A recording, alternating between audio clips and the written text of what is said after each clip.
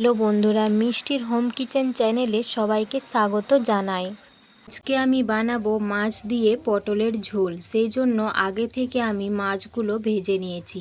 সেই তেলেই আমি এখন রান্নাটা করব। তো দেখো আমি কিভাবে রান্না করি। প্রথমে আমি দিয়ে দেব তেল।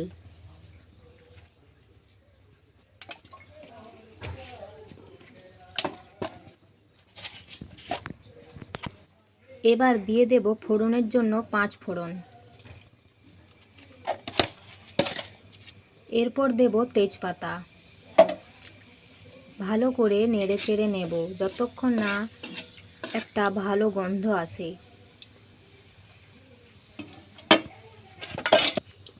এবার ভালো একটা গন্ধ উঠে এসেছে। এবার দিয়ে দেব পেঁয়াজ কুচি।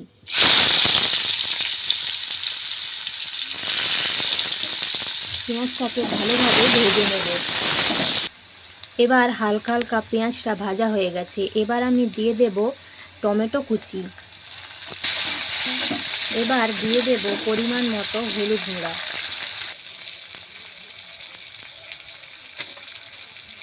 তারপর দেব লঙ্কা গুঁড়া। এখন মশলাটা ভালো করে কষিয়ে নেব। এখন মশলা কষানো হয়েছে। এবার দিয়ে দেব সামান্য পরিমাণে টমেটো, রসুন আর আদা বাটা।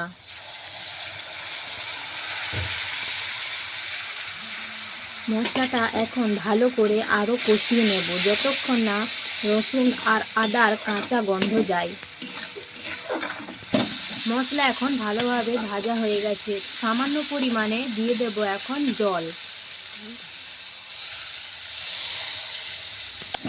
এরপর ভালো করে নেড়ে চেড়ে নেব।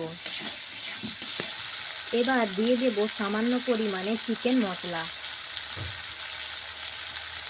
এতে স্বাদটা ভালো আসবে।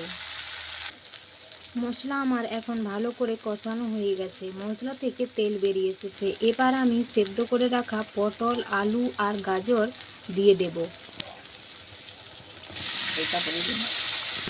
এবার ভালো করে নেড়ে চেড়ে নেব যাতে আলু, পটল আর গাজরের সাথে ভালোভাবে মশলাটা মেখে যায়।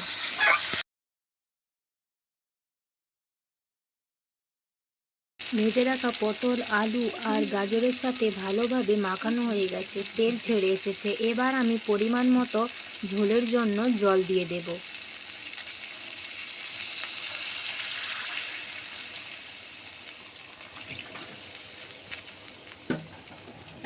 এখন ভালো করে নাড়িয়ে চাড়িয়ে নেব।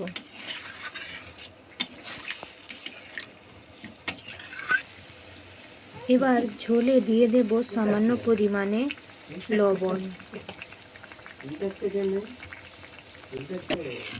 আর একটু সময় ধরে ফুটতে দেব। এবার ভালোভাবে ফুট এসে গেছে। এবার আমি সে ভেজে রাখা মাছগুলো একটা একটা দিয়ে দেব।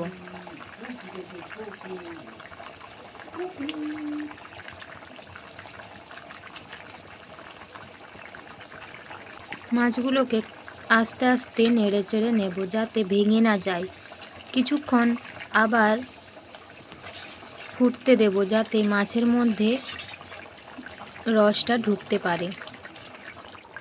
রান্নাটা আমার একদম রেডি হয়ে গেছে। এবার আমি নামিয়ে নেব। রান্নাটা আমার একদম রেডি হয়ে গেছে। এই রান্নাটা যদি তোমাদের ভালো লাগে তোমরাও বাড়িতে বানিয়ে দেখতে পারো। এই রান্নাটা খুব কম সময়ে হয়ে যায়। এই তরকারিটা দিয়েই ভাত খাওয়া হয়ে যাবে। যদি তোমাদের ভালো লাগে এই রান্নাটা বাড়িতে বানিয়ে দেখতে পারো। রান্নাটা যদি ভালো লাগে কমেন্ট করো, লাইক করে শেয়ার করে সাবস্ক্রাইব করো।